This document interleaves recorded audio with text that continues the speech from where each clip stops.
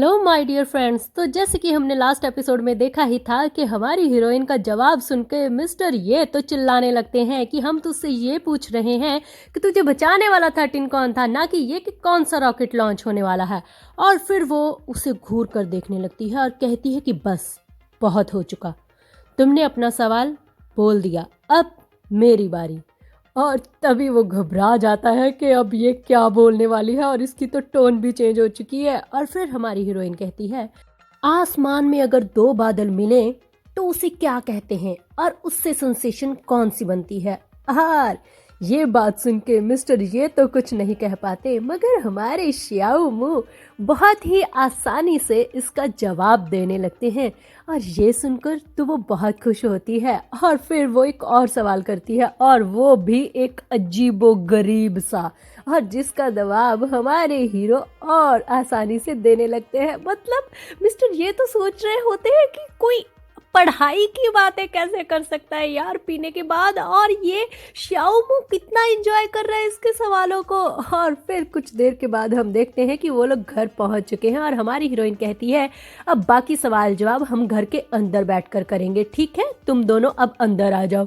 और तभी ये कहता है कि प्लीज़ यार मुझे बचा ले, मैं तो थक चुका हूँ तुम लोगों के ये वाले सवाल सुन के, मुझे जाने दे।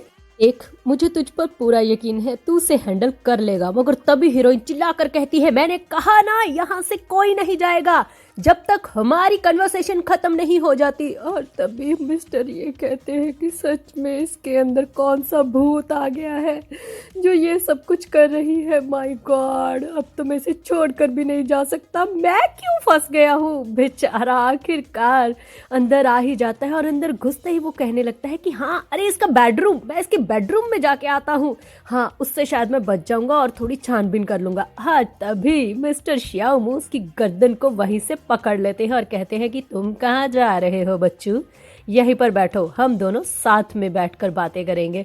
और वो कहता है यार क्या हो तुम लोग सच में। हाँ तभी हमारी हीरोइन बहुत सारी बड़ी किताबें निकालकर और उन्हें एक लेटर दे देती है और कहती है कि चलो आगे की पढ़ाई शुरू करते हैं बच्चों, जल्दी से बताओ अब इसका क्या जवाब है। और तभी हमारे ये कहते हैं कि यार मुझे इन सब चीज़ों में क्यों घसीट रहे हो तुम, आखिर ये कब तक हमें टॉर्चर करेगी, कुछ बता सकते हो क्या।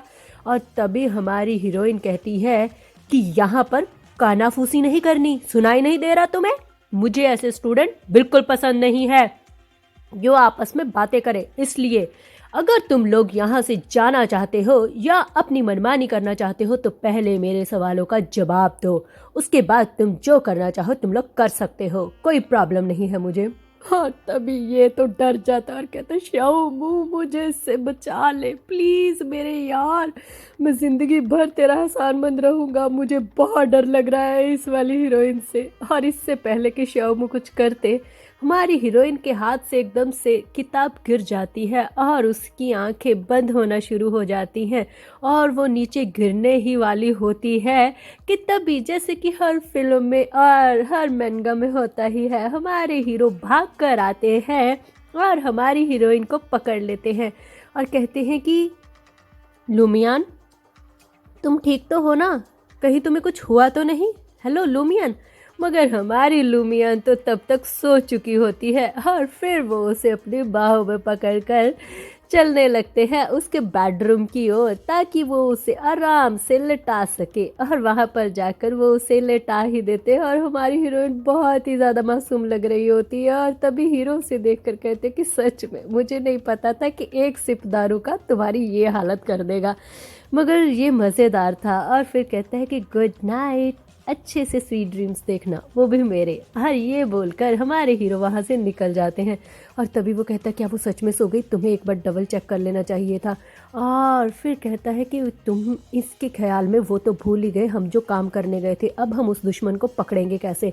और तभी हमारे हीरो कहते हैं कि अच्छा तो वो तो काम तुम्हारा था ना, तुम तो उसे पकड़ने वाले थे। और ये छुप जाता है। और तभी हमारे हीरो कहते हैं कि तुम्हें पता है वो जो इंस्पेक्टर है जो आजकल काफ़ी क्रिमिनल को पकड़ रहा है, उसका जो बेटा है वो लूमियान के पीछे बैठता है। और तभी ये कहता है इसका मतलब ये हुआ कि हमारी जो सीक्रेट हमारे साथ हमसे पहले धावा बोल रही है दुश्मनों पे, वो कोई और नहीं लूमियान है।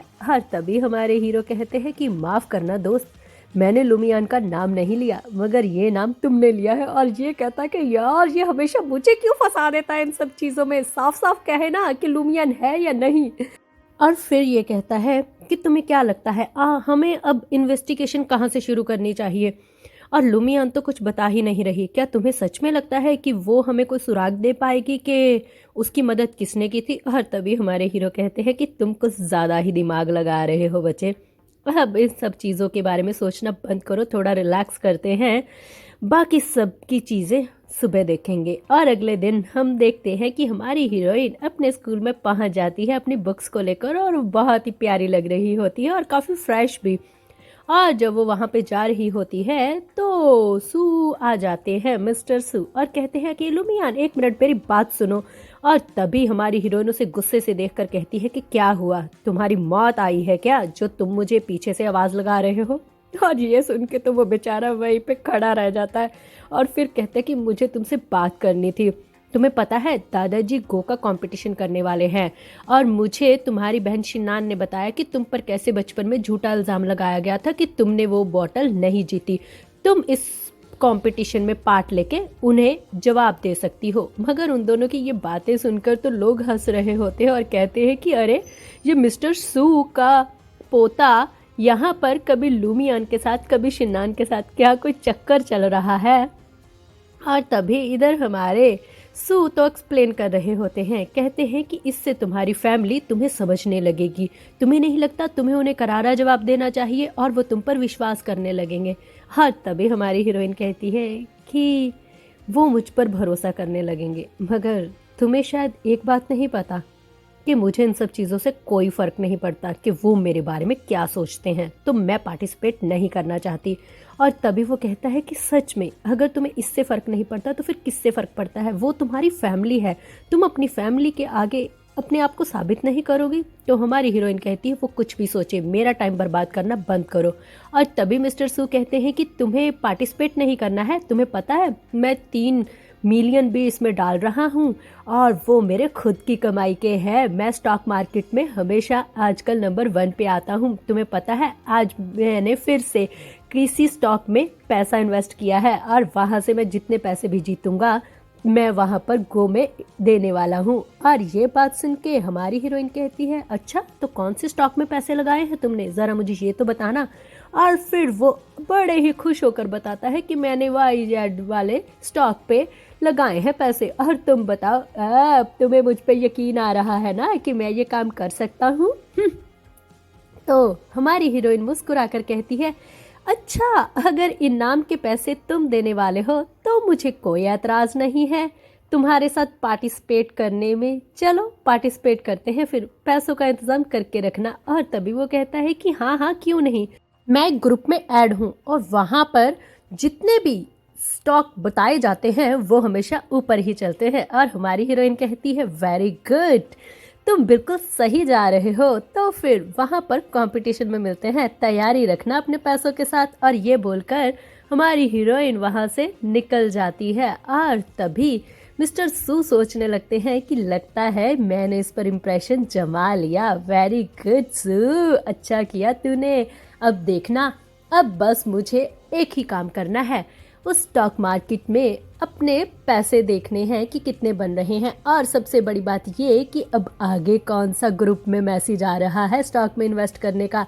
और तभी पीछे से शिनान आ जाती है और कहती है कि हाय सू, कैसे हो तुम, क्या कर रहे हो, कोई जा रहा था क्या, क्या तुम किसी को देख रहे थे। और तभी वो कहता है कि तुम मुझे तंग करना बंद करोगी, और तुम्हें पता है दादाजी गो का कंपटीशन कर रहे हैं। और वो कहती है वाओ दादाजी कंपटीशन करवा रहे हैं गो का, क्या उसमें कोई भी पार्टिसिपेट कर सकता है। और वो कहता है हाँ कोई भी पार्टिसिपेट करता है, और तुम्हें पता है जो भी इस गो के कंपटीशन में जीतेगा उसे 3 मिलियन मिलेगा और उसे वो 3 मिलियन मैं देने वाला हूँ। और अगर वो इस कंपटीशन में जीत गया तो उसके लिए गो के आगे रास्ते भी खुल जाएंगे। और तभी वो कहती है कि क्या सच में, क्या इसमें कोई भी पार्टिसिपेट कर सकता है। और अपने मन में सोचने लगती है कि क्या मैं भी। और इससे पहले कि वो कुछ कह पाती तभी सू कहता है कि हाँ मैंने लूमियान को इसके लिए इनवाइट कर दिया है, वो इसमें पार्टिसिपेट करने वाली है। और फिर वो सोचने लगती है कि क्या तुमने लूमियान को इनवाइट किया है, तुम्हें पता है वो झूठी है मगर फिर भी। और फिर वो सोचने लगती है मगर अच्छा है, मैं अपने पापा और माँ के साथ उसे सबके सामने जलील करूंगी। और वो कहती है हाँ हाँ क्यों नहीं, मैं अपनी पूरी फैमिली को वहाँ पर लेकर आऊंगी उस कंपटीशन को दिखाने के लिए। और तभी मिस्टर सू कहते हैं कि हाँ ठीक है, पूरी फैमिली को ले आना।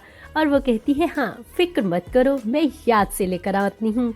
और ये तो वो ऐसे बोल रही थी जैसे कि वो एक तमाशा देखना चाहती हो। और सू भी यही सोचने लगता है कि आखिर इसे लूमियान से प्रॉब्लम क्या है, और मुझे ऐसा क्यों लगा कि सच में ये वहाँ पर कोई ड्रामा देखने के लिए ही आ रही है। और बेचारा वहाँ पर खड़ा चुपचाप सोचने लगता है कि अब मुझे ग्रुप में देखना चाहिए कि और कौन से इन्वेस्टमेंट में मैं पार्टिसिपेट कर सकता हूँ, देखता हूँ ज़रा ग्रुप को। और तभी उसके छक्के छूटने लगते हैं क्योंकि अचानक से उसे एक मैसेज आता है जिससे पता चलता है कि जिस ग्रुप में स्टॉक मार्केट का सारा कुछ पता चलता था और जिसकी ऑनर कोई और नहीं हमारी लूमियान है, उसने उसे वहां से बाहर निकाल दिया है। और ये देखकर तो वो बेचारा दंग रह जाता है कि अब वो 3 मिलियन कहाँ से लेकर आएगा कंपटीशन के लिए।